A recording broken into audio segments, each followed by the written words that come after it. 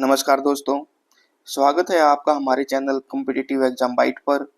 आज है 4 जून और आज की इस वीडियो में हम देखने वाले हैं आज के टॉप 10 करंट अफेयर से संबंधित क्वेश्चन।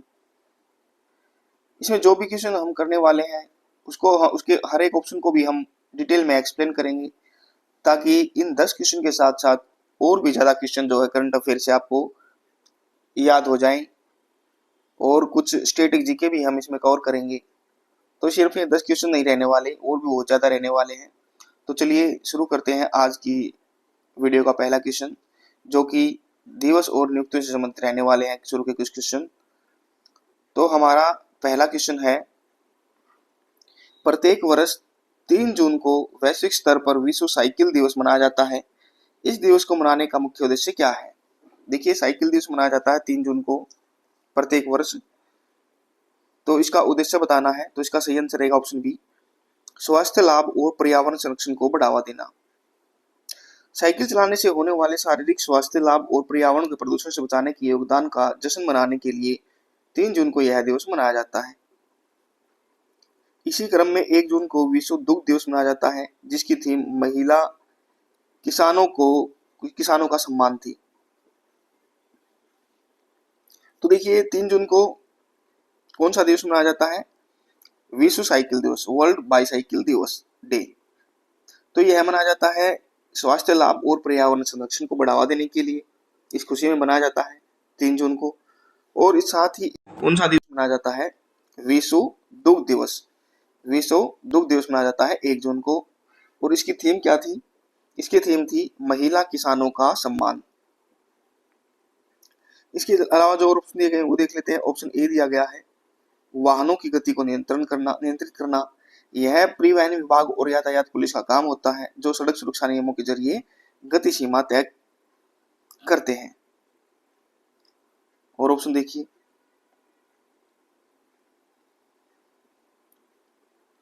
ऑप्शन सी दिया गया है, ईंधन की कीमतों को कम करना। ये भी नहीं है।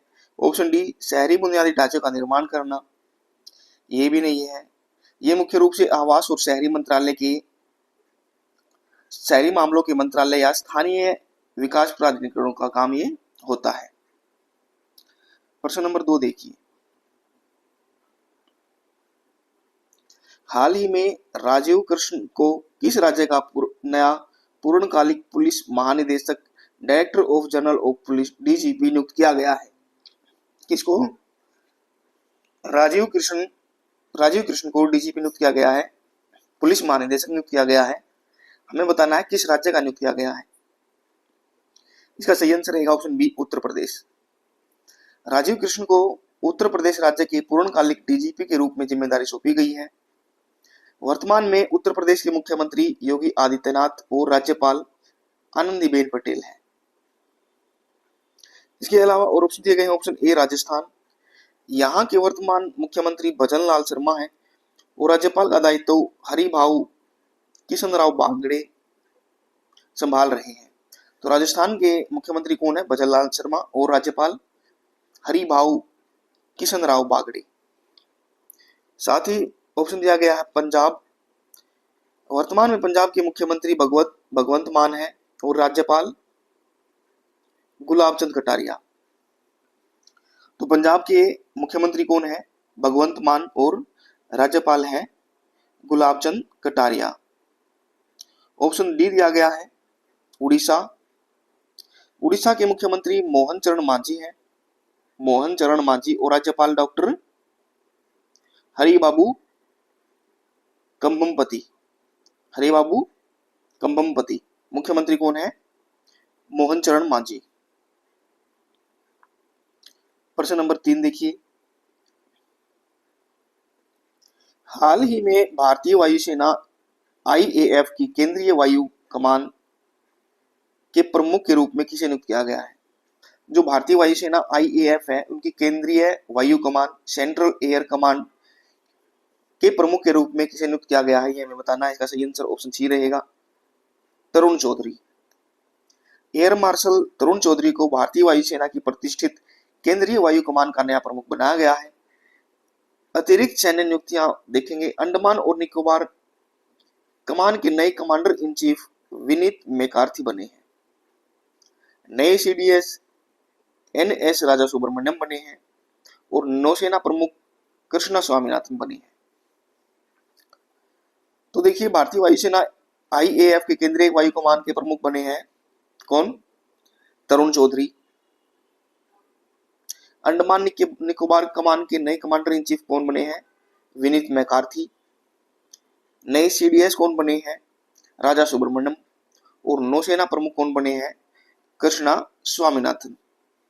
याद कीजिएगा, पॉइंट इंपोर्टेंट है। इसके अलावा और ऑप्शन दिए गए, ऑप्शन ए अजय कोचर। अजय कोचर कौन है? वाइस एडमिरल अजय कोचर को भारतीय नौसेना के 48वें उप प्रमुख vice chief of naval staff के रूप में नियुक्त किया गया है। इसके साथ ही और ऑप्शन दिए गए हैं। ऑप्शन बी दिया गया है राजेश कुमार सिंह। इन्हें देश की रक्षा अनुसंधान एवं विकास संगठन डीआरडीओ के नए अध्यक्ष के रूप में नियुक्त किया गया है। तो डीआरडीओ के नए अध्यक्ष कौन बने हैं? राजेश कुमार सिंह। ऑप्शन डी देखेंगे रोहित राजपाल। रोहित राजपाल कौन है? रोहित राजपाल को वर्ष 2026 में आयोजित होने वाले कॉमनवेल्थ गेम यानी राष्ट्रमंडल खेल के लिए भारत के सेफ डी मिशन नियुक्त किया गया है। भारत का सेफ डी मिशन राष्ट्रमंडल खेल कॉमनवेल्थ गेम 2026 के लिए किसको नियुक्त किया गया है? रोहित राजपाल को। नेक्स्ट क्वेश्चन देखेंगे जो कि राष्ट्रीय, राज्य और रक्षा से संबंधित रहने वाला है। प्रश्न नंबर 4, नीति आयोग की शिक्षा गुणवत्ता रिपोर्ट 2026 के अनुसार किस राज्य के स्कूली शिक्षा के क्षेत्र में देश में पहला स्थान प्राप्त किया है? तो हमें बताना है कौन सा राज्य है जिसने स्कूली शिक्षा के क्षेत्र में देश में पहला स्थान प्राप्त किया है। किस मामले में? शिक्षा गुणवत्ता रिपोर्ट 2026 में। इसका सही आंसर रहेगा ऑप्शन बी, पंजाब। नीति आयोग के स्कूली शिक्षा गुणवत्ता सूचकांक में बेहतर प्रदर्शन करते हुए पंजाब राज्य शीर्ष स्थान पर रहा है। पंजाब सरकार ने हाल ही में विश्व बैंक के सहयोग से स्कूलों में सुधार के लिए शिक्षा क्रांति 2.0 पहल और मेरी रसोई योजना की शुरुआत की है। तो सबसे अव्वल कौन रहा है शिक्षा गुणवत्ता के मामले में? ये रहा है पंजाब। और हाल ही में विश्व बैंक के सहयोग से इसने क्या किया है? शिक्षा क्रांति 2.0 और पहल और मेरी रसोई योजना की शुरुआत इन्होंने की है। ऑप्शन ए दिया गया है अरुणाचल प्रदेश। इस राज्य के मंत्रिमंडल ने हाल ही में अपने नागरिकों और आंतरिक सुरक्षा के लिए inner line permit ILP system की मंजूरी दी है। ILP system, inner line permit system को किसने मंजूरी दी है? अरुणाचल प्रदेश ने। और ऑप्शन देख लेते हैं। ऑप्शन सी दिया गया है सिक्किम। तो यह राज्य हाल ही में देश के साक्षरता रिकॉर्ड में सुधार करते हुए भारत का 5वां पूर्ण साक्षर राज्य बनकर उभरा है। तो 5वां राज्य कौन बना है? सिक्किम। साक्षरता रिकॉर्ड में 5वां राज्य बना है सिक्किम। पहला राज्य पे कौन है?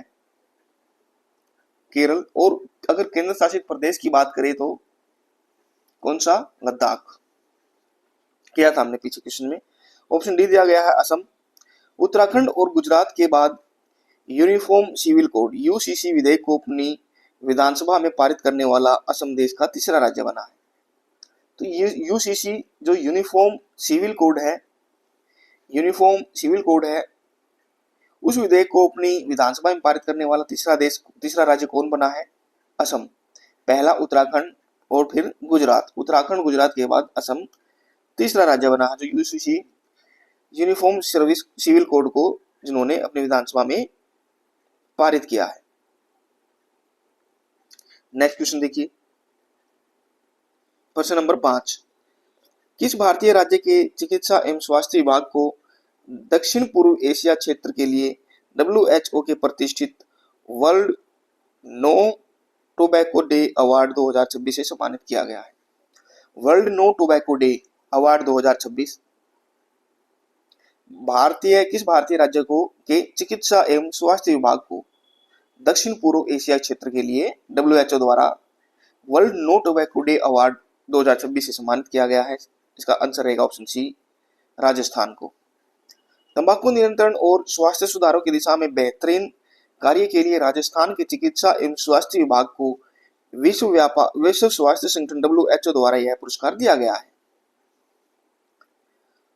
तो राजस्थान सरकार ने हाल ही में जल संरचना में सुधार के लिए वंदे गंगा जल संरक्षण जन अभियान 2026 शुरू किया है।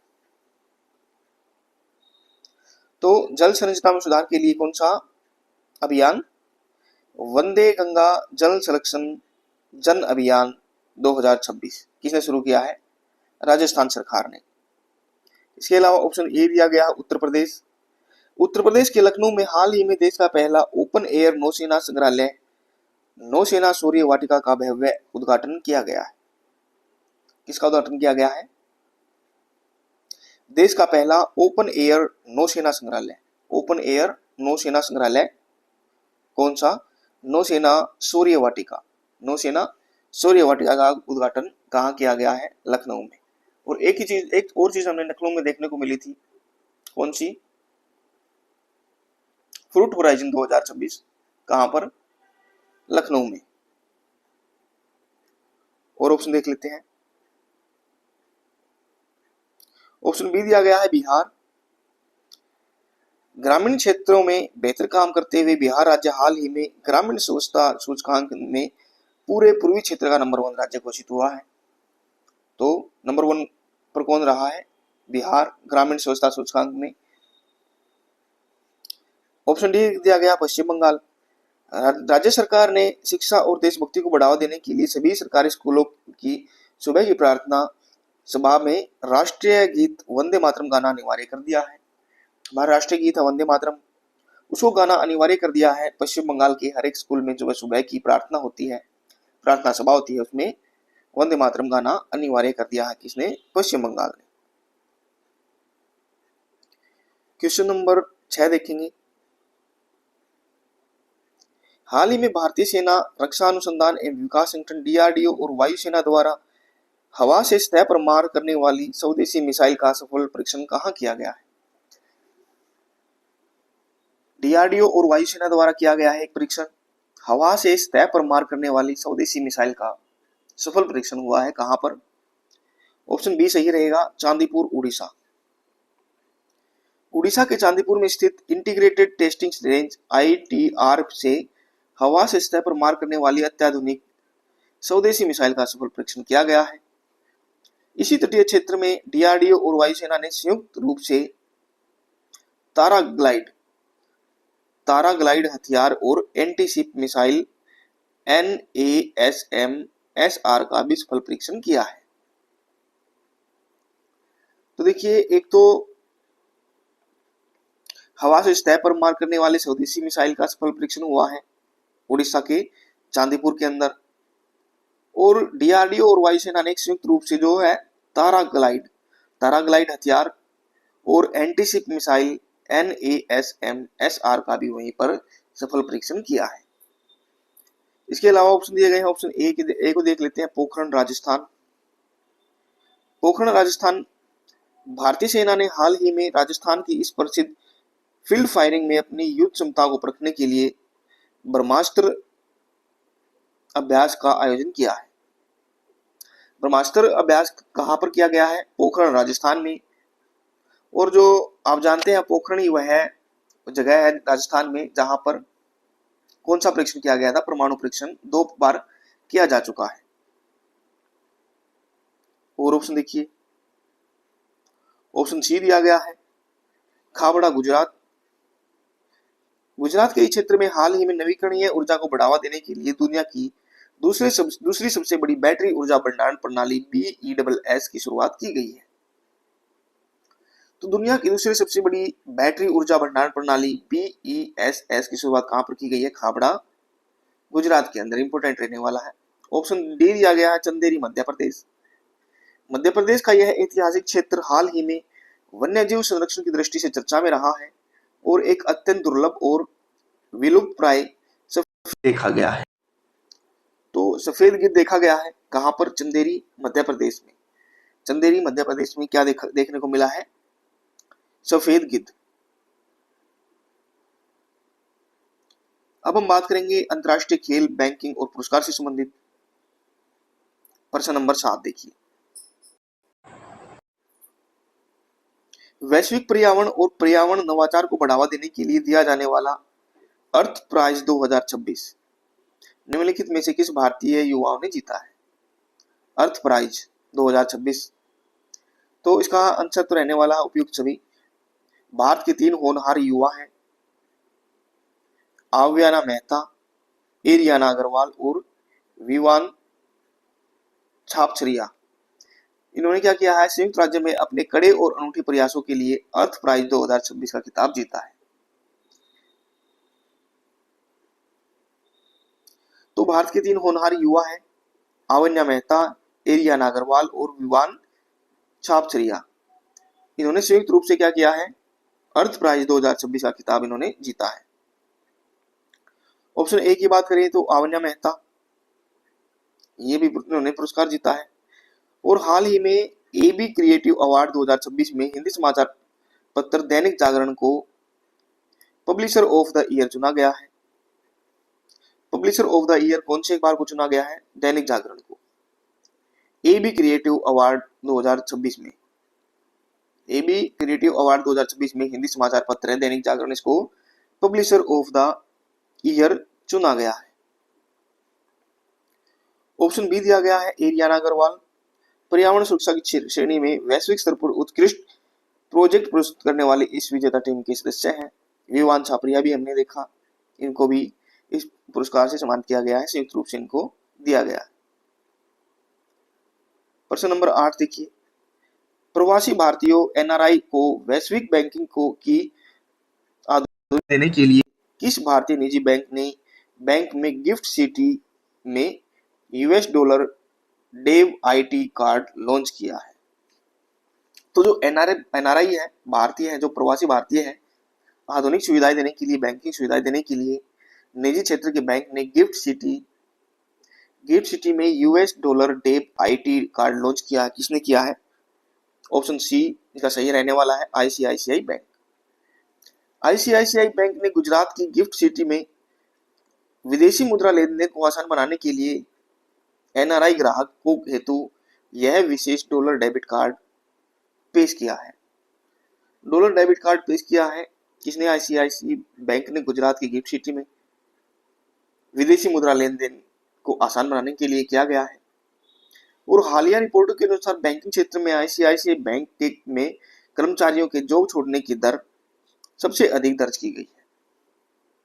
सबसे अधिक दर्ज की गई है कौन सी दर? कर्मचारियों के जॉब छोड़ने की दर इसी बैंक में, आईसीआईसीआई बैंक में। इसके अलावा ऑप्शन दिया गया option A IDFC first bank. इस बैंक ने हाल ही में छोटे और मध्यम व्यवसाय की सुरक्षा और वित्तीय सहायता के लिए secured business credit card launch किया है। Secured business credit card launch किसने किया है? आईडीएफसी फर्स्ट बैंक ने। ऑप्शन बी देखेंगे, बैंक ऑफ बड़ौदा बीओबी। इसने जियो फोन यूजर के लिए बिना इंटरनेट की फीचर फोन बैंकिंग सेवा और बहुभाषी एआई प्लेटफॉर्म बोब संवाद लॉन्च किया है। तो बैंक ऑफ बड़ौदा बीओबी ने क्या किया है? जो जियो फोन यूजर है उनके लिए बिना इंटरनेट की फीचर फोन बैंकिंग सेवा बिना इंटरनेट की और बहुभाषी एआई प्लेटफॉर्म जिसका नाम क्या है? बोब संवाद लॉन्च किया है बैंक ऑफ बड़ौदा ने। ऑप्शन डी दिया गया है पंजाब नेशनल बैंक पीएनबी। यह स्टार्टअप के लिए पूरी तरह समर्पित ब्रांच खोलने वाला बैंक.इन डोमेन पर माइग्रेट करने वाला सार्वजनिक क्षेत्र का पहला बैंक बना है। तो बैंक.इन डोमेन जो है उस पर माइग्रेट करने वाला सार्वजनिक क्षेत्र का पहला बैंक कौन बना है? PNB, Punjab national bank. याद कीजिएगा, इंपॉर्टेंट रहेगा। प्रश्न नंबर 9 देखिए, वैश्विक भू राजनीति और अंतर्राष्ट्रीय संबंधों में मजबूती दिखाते हुए सऊदी अरब ने लैब तुम पुरस्कार के तहत किस देश को हज समन्वय में उत्कृष्टता के लिए सर्वश्रेष्ठ पुरस्कार से सम्मानित किया है? देखिए, अंतर्राष्ट्रीय संबंध में मजबूती दिखाते हुए सऊदी अरब ने लैबतुम पुरस्कार के तहत किस देश को हज समन्वय में उत्कृष्टता के लिए सर्वश्रेष्ठ पुरस्कार से सम्मानित किया है? इसका सही आंसर ऑप्शन सी रहने वाला भारत को। सऊदी अरब सरकार ने हज यात्रा में शानदार प्रबंधन, डिजिटल समन्वय और सुरक्षा के लिए भारत को इस वर्ष सर्वोच्च उत्कृष्टता पुरस्कार सहित 2 बड़े पुरस्कार से नवाजा है। और अंतर्राष्ट्रीय स्तर पर हाल ही में सऊदी अरब international big cat alliance IBCA में शामिल होने वाला दुनिया का 26वां सदस्य देश जो बन गया है। IBCA international big cat alliance, इसका नेतृत्व कर रहा भारत। तो इसमें इसका सदस्य बनने वाला 26वां देश कौन बना है? कौन बना है? सऊदी अरब। इसके अलावा और ऑप्शन दिए गए, ऑप्शन ए सिंगापुर, यह देश वैश्विक सूचकांकों में अग्रणी रहता है। हालिया हेनले पासपोर्ट इंडेक्स 2026 में सिंगापुर दुनिया में पहले स्थान पर है, जबकि भारत कौन से स्थान पर है? 75वें स्थान पर। हेनले पासपोर्ट इंडेक्स 2026 में पहले स्थान पर कौन है? सिंगापुर। और भारत कौन से स्थान पर है? भारत है 75वें स्थान पर। ऑप्शन बी दिया गया है नॉर्वे। वैश्विक मीडिया स्वतंत्रता पर नजर रखने वाले वैश्विक प्रेस स्वतंत्रता सूचकांक 2026 में नॉर्वे दुनिया में पहले पायदान पर रहा, जबकि भारत 157वें स्थान पर रहा। वैश्विक मीडिया स्वतंत्रता के हिसाब से जो विश्व प्रेस स्वतंत्रता सूचकांक 2026 है, उसके अनुसार भारत कौन से स्थान पर? 157वें स्थान पर रहा है। और पहले स्थान पर कौन रहा है? नॉर्वे। ऑप्शन डी दिया गया है ताइवान। ताइवान ने वैश्विक शेयर बाजारों में ऐतिहासिक तकनीकी और AI बूम के दम पर कुल मार्केट कैप के मामले में भारत को पछाड़कर दुनिया का 5वां सबसे बड़ा शेयर बाजार होने का गौरव हासिल किया है। तो दुनिया का 5वां सबसे बड़ा शेयर बाजार कौन बन गया है? ताइवान। भारत को इन्होंने पीछे छोड़ दिया है ताइवान ने। लास्ट क्वेश्चन देखेंगे, प्रश्न नंबर 10। यूरोपीय महाद्वीप के प्रमुख और ऐतिहासिक देश इटली ने 2 जून 2026 को अपना कौन सा राष्ट्रीय दिवस नेशनल डे बनाया है?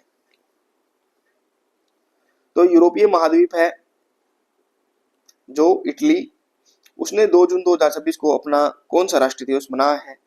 तो इसका सही आंसर रहेगा ऑप्शन ए 80वां राष्ट्रीय दिवस। इटली ने लोकतांत्रिक गणराज्य के रूप में अपने गठन की याद में 2 जून 2026 को अपना ऐतिहासिक 80वां राष्ट्रीय दिवस मनाया है।